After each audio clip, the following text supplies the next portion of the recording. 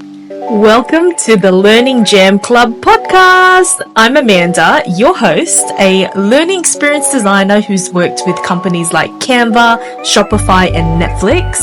And I'm here to guide you through nurturing a growth mindset, celebrating learning, and unlocking your fullest potential. As a variety is the spice of life enthusiast, join me embracing the diverse paths of designing the lives that we love. Hello. In this episode, I will be sharing with you probably the main reason why I have truly embraced a growth mindset my whole entire life. And also recently, and also maybe all the time, I always get asked, Amanda, why are you so positive?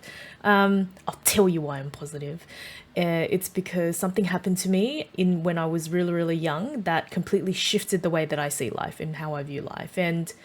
And also now when I am working or when I'm, just going about my day and when there are challenges that come my way, I automatically see it as a opportunity. Or when I work with clients and they're like, oh, these are the constraints. We can only do this, this, this. And I'm like, really now?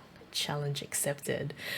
Things like that. I always see the positive in things. I always see there's always a light at the end of the tunnel. There is always ways for us to achieve things and get to a certain point. It might take us longer. It might take us a shorter time to achieve it, but it's an opportunity that we can definitely overcome. And it's just truly around shifting our mindset. So this is a story that I choose to share. It is a personal story. And I don't want you to feel like, oh my gosh, I feel sorry for. No, I don't need you to, feel pity me or feel sorry for me. Like it is something that I truly celebrate now. And if it didn't happen to me, I probably wouldn't be where I am today right now. So yeah, let's take a trip back down memory lane. But first, I'm gonna drink my coffee. Also, if you are watching the video, do you like my llama cup? Ooh, and I also have a tattoo of a llama. It's a spaceship getting abducted by a llama. I have no idea why I'm showing you this. So for those who are actually watching the video on YouTube, lol, you can you can see that. But for those listening in, just visualize a llama getting abducted by a spaceship on my arm. Okay, story time. So I was a super duper active gal growing up from the ages of, I don't know, maybe let's say 4 to 12. Super active, love sports, love running. It was great. I was living my best life. My parents, bought me a bike and a scooter and like really cool things to keep me continually active, hang out with my little brother, and we were just having the best time ever. And then one day, oh man, I remember it so clearly. I woke up and I was in excruciating pain. My joints, everything from my toes, my ankles, my knees, my lower back, my elbows, my wrist.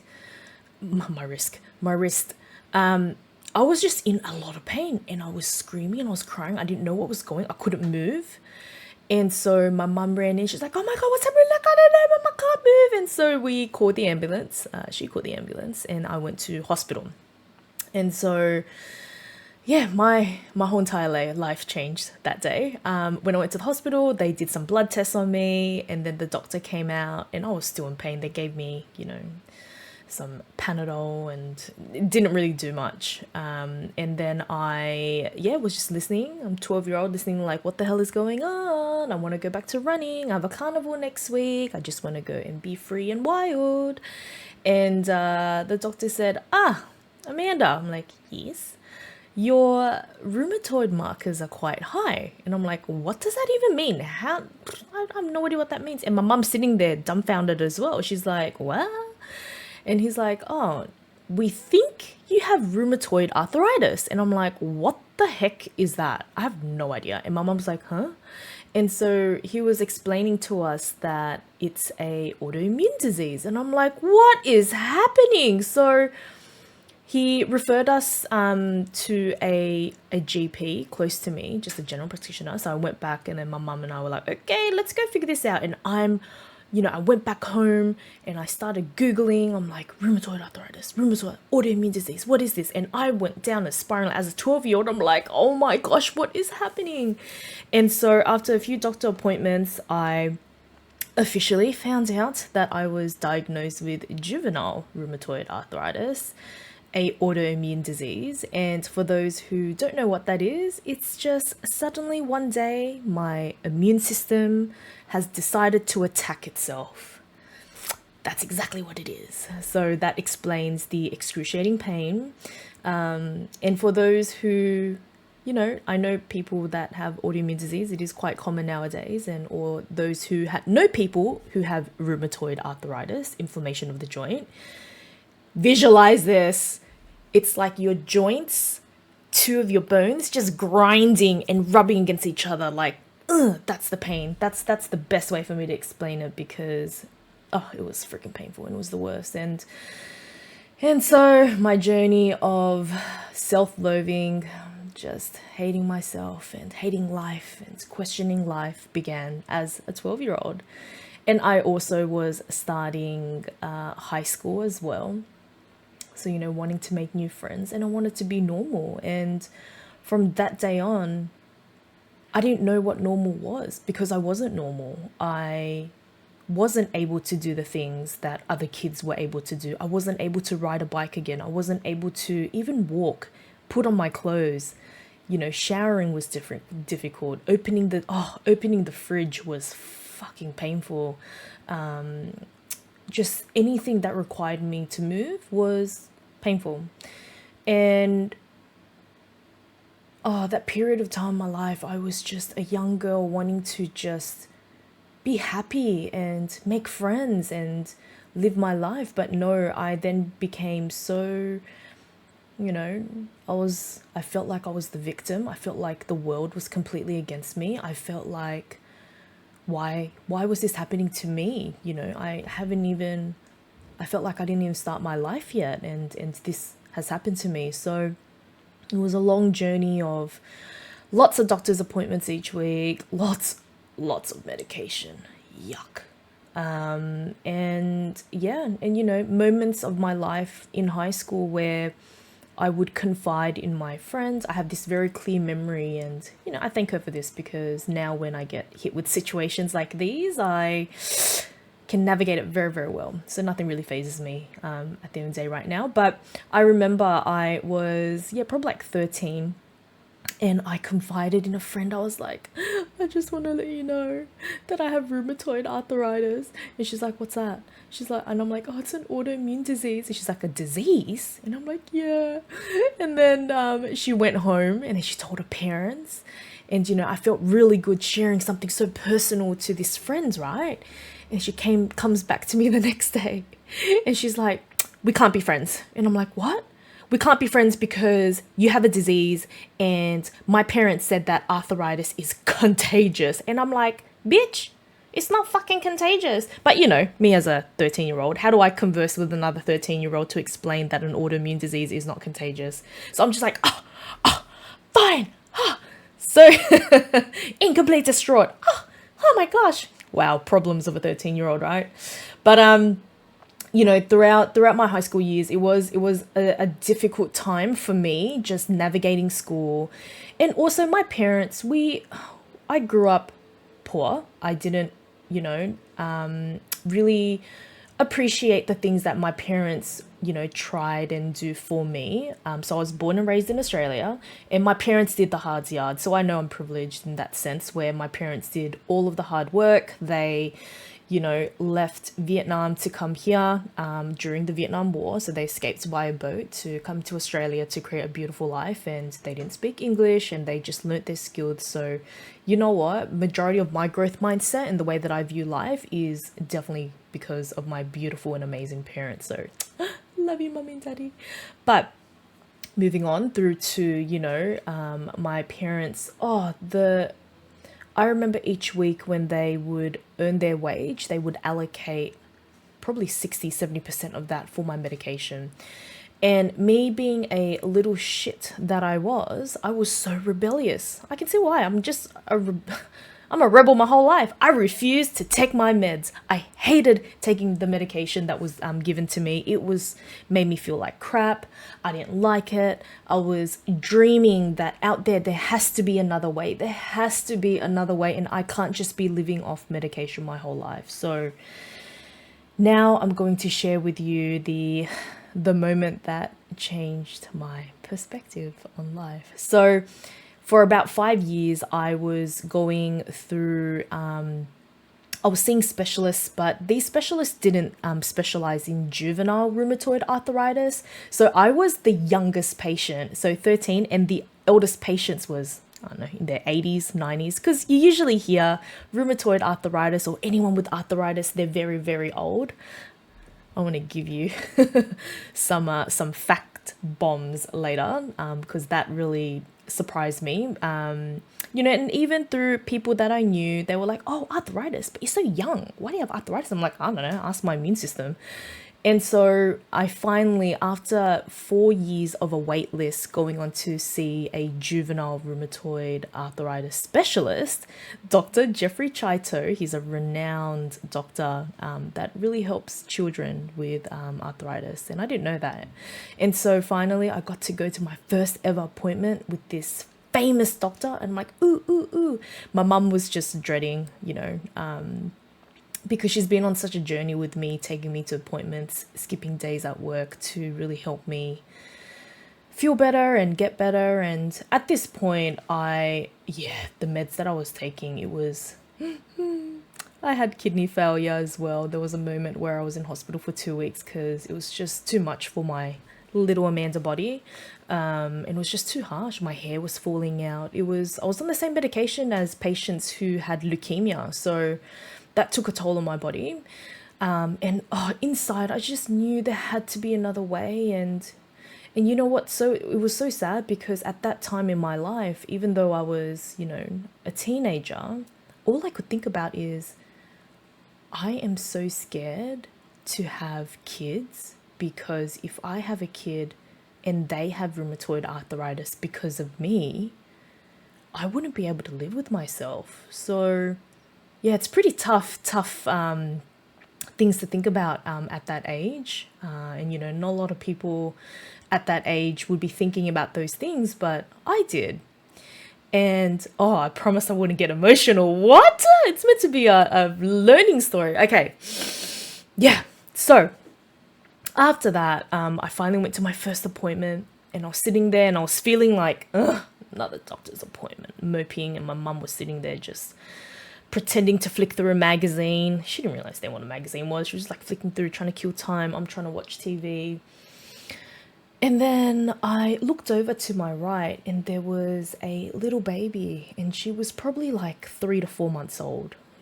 Really, really young. And her mum, the poor mum, was just holding her and looking so completely stressed. This baby was just crying and crying and crying and crying and crying in pain.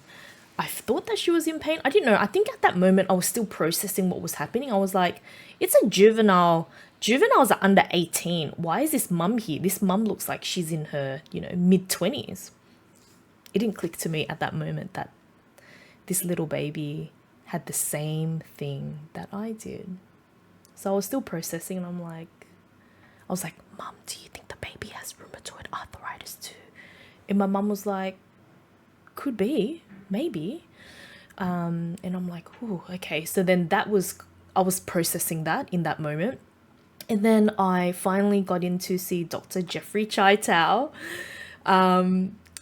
He was such a character, honestly, probably one of my favorite doctor in the entire world, in all of the doctors that I've seen in my life.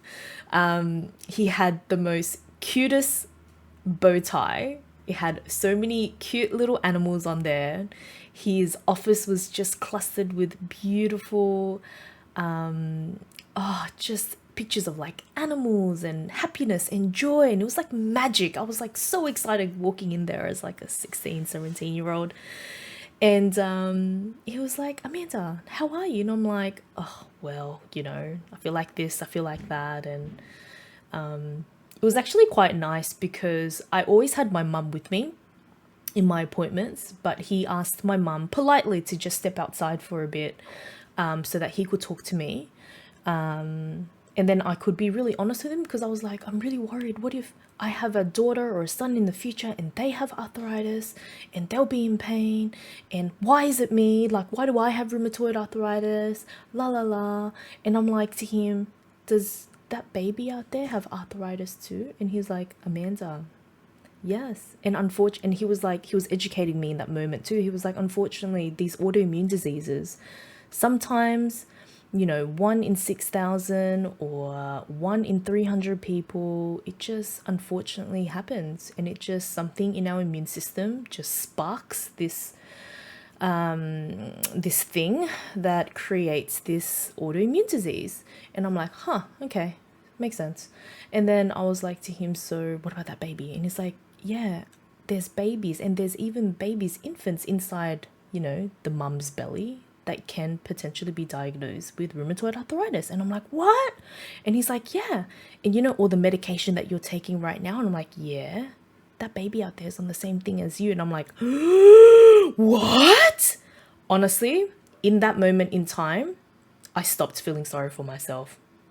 Something inside of me just went, nah, no more.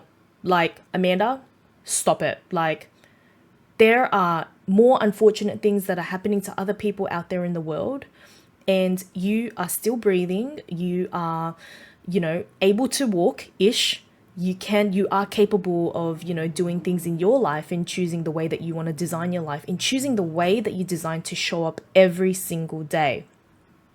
And I'm like, oh, Dr. Jeffrey Chita, thank you. There's always another way, right? And he's like, yeah, you could really think about holistic approaches as well. It's about, now more than ever, knowing that you have what you have, it's about managing your life better, creating ways where you can mitigate your pain or reduce the pain, or pain management. And I'm like, pain management, great. And he's like, Amanda, and also you need to have a think about if you want to be on medication or not, because I've had so many letters from all of your previous doctors that you refuse to take your medication. I'm like, yeah, because it tastes disgusting and I don't like it. And he's like, okay, so have a think about how you want to navigate this. And I'm like, okay. And I walked out because, through my whole journey of my diagnosis, my parents were always thinking about, the holistic approach, Eastern medicine, Asian remedies, Vietnamese remedies, and all that stuff. And I completely ignored. I'm like, no, we have to listen to the doctor. We have to do this, blah, blah, blah, blah. Oh, and also, please, this is just my story that I'm sharing. I am not a medical expert in rheumatoid arthritis or autoimmune diseases. This is just my story that I'm choosing to share with you. And so after I walked out of that office, Mom was like, how was it? How was he? I'm like, Mom, he's great. Let's go. And she's like, okay. He's like, Mom, I want you to contact anyone, your uncle, your aunt, your cousin, your friend's friend, whoever, and get me on the holistic approach. I want to try Chinese medicine. I want to try Vietnamese medicine. I want to try that papaya leaf tea that you were talking about. I want to cure myself. And she's like, okay, yes, okay, let's do it. Yep. And I'm like, Mom, don't worry. We can just book Dr. Jeffrey Chaital maybe once a year or something. And then she's like, okay, that's good. Less money going towards, appointment stuff. I'm like, yeah. So then I started my journey on like trying the most weirdest things. But in that moment, honestly, my mind just completely saw things in a different light. And at that time as well, I was struggling with school. I wasn't doing really, really well because one, I was distracted, and two, my body couldn't keep up with me. And I remember in the last 2 years of school, in high school, I'm going to digress and I'm going to show you how powerful your brain can be. Oh my gosh. I hated English at school. I sucked at it. And look, English is my second language. I spoke Vietnamese first before I learnt English. But it's just, so many damn words and essays and writing, and it just wasn't my jam. But I remember, so starting in Australia, year 11, that's when you start accumulating like scores and points towards your final score for you to go into university. So I'm like, oh shit, I need to get cracking and I need to start focusing on school. So I remember my first year of doing the testing for English in year 11 to get the scores that I needed. And in normal advanced English, or I think standard English, I don't know, I forgot which class. It was like the average English class. I came 83 out of 87. Oh yeah, I'm just gonna say it proud. I was not the smartest kid. I don't think I was the smartest kid. I think I was just quite distracted with life and everything, and I didn't really put in the effort, if I truly am honest. And my teacher pulled me aside and she's like, Amanda, if you want to go to university, and I know you want to go to university, you need to do better. And I was sitting there and I was crying. I was like, Miss, I don't know. I don't think I can do this. And she's like, you can. You literally have 1 year. You have 1 year to get your stuff together. Really, that was a polite way of her telling me, get your shit together, Amanda. I'm like, okay, I'm gonna get my shit together. And so, wow. After that, I was like, okay, it's okay. I have 1 more year left. It's okay. I got this. I'm not going to worry about other people. I know everyone else is so smart. Everyone else is going to tutoring and their parents are paying. Like, it's fine. I got this. I'm going to be more studious. And so that next year, even though I was still heavily medicated, I was still doing all of the weird holistic approaches. At the end of that year, I managed to come, ready? I came 15th out of 87. I scored 88 out of 100 for English. And that went towards my scores to get into university. So I'm telling you, growth mindset, it's what you put your mind to. And, you know, in that moment, of course, I had two choices, right? I could have just, one, self-loathed, play the victim, be like, nah, fuck it, I'll find another way. I'll just get a job after uni. I'll just do this. I'll just do that. Not after uni, after school. I'll just, nah, it's fine. But no, I really, really, really wanted to get into uni. It didn't matter what uni I got into. I just wanted to, one, do my parents proud, and also to prove to myself that I could do it and that I could achieve it. And so I started hanging out with all of the nerds, all of the smart people in high school. And side note, I digress. I was a little shit in high school as well. I loved graffiti. So I loved art. I'm just gonna say I loved art a lot. If I could be an artist, I would. Back then, but now I am, because I embrace it. And life, you know, variety is the spice of life. You can do it all and you can have it all. But that's exactly what I did. I loved art. I hung out with probably not so great people. And then, in year 11, after I got handed that score of 85 out of 85 or 83 out of 87 people, I knew it was out of 87 people, I was like, ooh, I need to change the way that I show up. I need to hang out with better people in my life that would help me grow and learn and also do better. And that's exactly what I did. I focused on me. And I then went through and I scored and I did really well in high school to then get into uni. Dreams do come true. It was great. But and then when I was 18 on the dot, it was my last appointment with Dr. Jeffrey Chaital. And he was like, Amanda, now that you're 18, I can't take you anymore. I'm like, what do you mean? And he was like, well, you know, I'm a juvenile rheumatoid arthritis specialist. Juvenile meaning under 18. And I'm like, So do I have to go to adult doctors now? And he's like, yeah. And I'm like, I don't wanna. And he's like, well, you gotta. And I'm like, okay.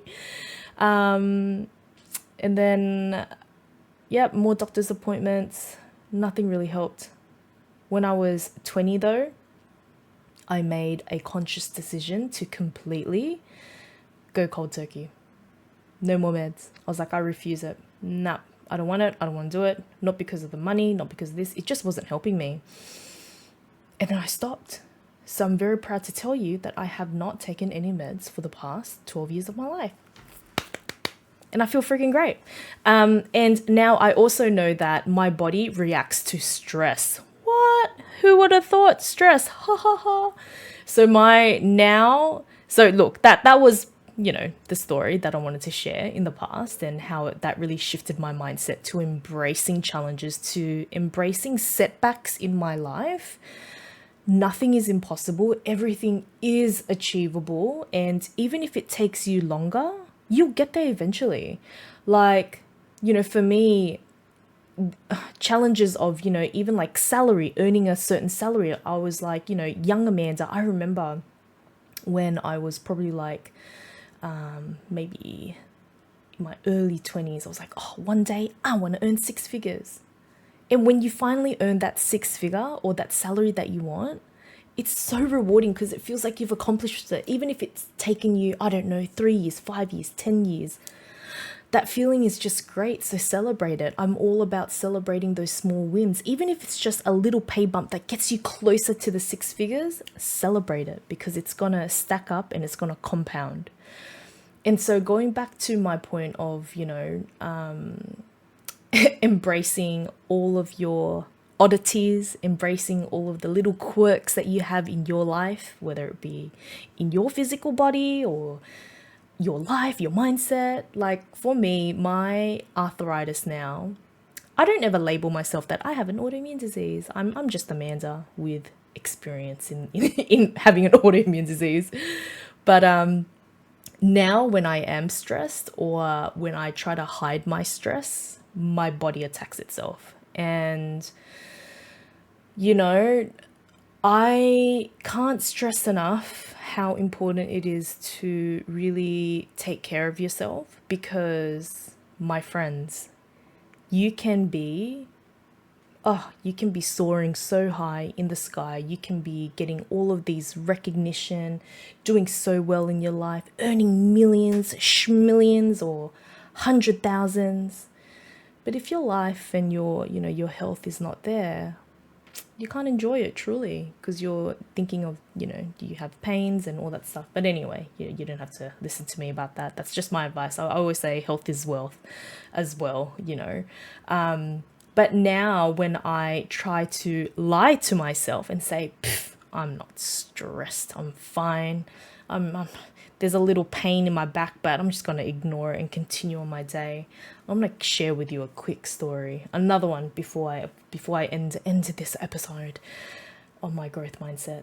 In 2019, I, sent an application with my organization, so Lend-Lease, my dream company that I worked for, to be part of the 30 under 30 program over in the States. It was by a learning conference.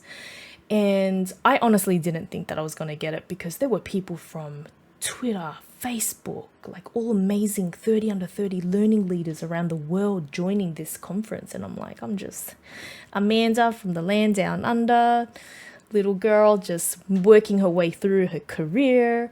And to my surprise, I got accepted. And I was so incredibly proud and happy. But also in that moment in my life, I was overworked. I never knew, and I didn't know how to regulate my central nervous system. I'll talk more about that in future episodes. I didn't take the time to take care of my body, my mind, and my body was deteriorating pretty much. And again, burnout is something that I create for myself. I don't know about anyone else and how burnout comes about to you. But I personally believe, this is my belief system, that you create burnout for yourself. And that's exactly what I did for me. So I had a pain in my back it was my flare up from my arthritis in my lower back. And I was ignoring it. I completely ignored it. I didn't attend to it. And I was, getting ready to go to this conference to get recognized for being part of a 30 under 30 initiative, learning 30 under 30. How fucking cool is that? Like, yeah. But I remember, so I bought flights. My organization paid for, my accommodation. It was great. Like, it was in Disneyland in Orlando. Like, come on. Like, how freaking cool is that? But the plane ride, yeah, literally, it was the plane ride. The plane ride there was the worst. I couldn't sit. And I was like pumping very hard painkillers just to numb my pain. And on the first day there, I remember sitting in the room, sitting amongst, just the most amazing humans, listening in. And I was getting cold sweats because my pain was it was getting very unbearable. And I was just listening to where they worked, where they're from, all around the world, people working from, really cool companies, Amazon, Facebook, Meta. Oh my gosh. I'm like, yes, I'm with the big dogs. Yeah. And I was so proud, but yet my deep down, I was just so worried about my back and my body because it was just not there. So after that session, it was 3 hours. I was limping back to my hotel room. And everyone was like, oh man, do you want to go, get some food? I'm like, oh, maybe later tonight, guys. Like, I just need to get some rest. I had a long plane ride. And like, yeah, no worries. I was limping back. And then after that limp, I couldn't walk. I was just standing and pausing. And I'm like, oh, fuck. I was in excruciating pain at this point. And I'm like, nope, I have to push through. I need to get back to my room. When I got back into my room, I couldn't lay down. I couldn't stand. I was standing and I was just like, kneeling down, and I was just crying. I'm like, I'm in so much pain. I don't know what to do. And back home, it was 3 a.m. I couldn't call anyone. I couldn't talk to anyone. And I have never felt so alone in my life. In that moment in my life, I should be feeling so proud and celebrating my successes of my career and where I am. But I was feeling so down. And then I finally got a hold of my husband, and I was like, babe, I don't know what to do. I'm in so much pain. And he's like, I think you need to come home. And I'm like, but the ceremony is tomorrow. I'll be on stage. I want to get, recognized for being 30 under 30. And he was like, Amanda, health or recognition? Like, you can get recognition again in the future, but your health right now, if you deteriorate, if something happens to you in that moment in time, what the hell are you going to do? And I'm like, yes, okay. So then I was only there for a day. I called the airlines. I booked an emergency flight back. And on the plane back, oh my gosh, I was just in so much pain. I was sitting next to this lovely old lady who was talking to me. I forgot her name, but she was just walking me through, like, giving me life lessons and wisdoms that health is wealth. And I'm like, I know, lady. And she was so wonderful. And and then I finally got home. I went to the hospital. They gave me some extra hard stuff. And then I went back, and then I went on my journey to heal myself. And I called my manager, and I'm like, I love you, Lisa, but I need to take 2 weeks off to focus on my health. Like, my body's literally, it's shutting down. She's like, yep, that's fine. Do what you got to do. So I didn't even get to go on stage to get my recognition. I didn't get to connect with all of the amazing humans that I truly wanted to. And it was because I neglected my health. So really, like, when your body is telling you something, you need to go fix it. But then from there, I just knew that I will bounce back. And it was fine. And then from then on, I also knew that every time I have inklings in my body, or every time when I know that I'm stressed, I pause. I literally go, whoo, stop. Not all the time. Sometimes I get too deep into work or deep into something that I'm really passionate about, and I neglect my body. And my body literally tells me off for it. Like, I call my arthritis her or she. She would go, hey, Amanda, I'm coming. And I'm like, no, you're not. And she'll be like, yeah, I'm going to give you some back pain. And I'm like, fuck. And I'm like, no, it's okay. I'll manage it. And she's like, if you're not going to take care of me, I'm going to give you some shoulder pain, some neck pain, some knee pain. And I'm like, fuck. Okay. So now more than ever, I always try my best to manage my stress, because if I'm able to take care of myself, I'm able to do more, right? Makes sense. Anyway, I digress. But yeah, that's me in a nutshell, and that's the main reason why I always adopt and embrace a growth mindset. And every time I get handed a challenge or a situation or something that makes me uncomfortable or something that requires me to make a decision, it can always go two ways. I could, one, really adopt a fixed mindset and just leave it as is, not be, either feel nasty towards it or just do it my way, be stubborn, blah, blah, blah.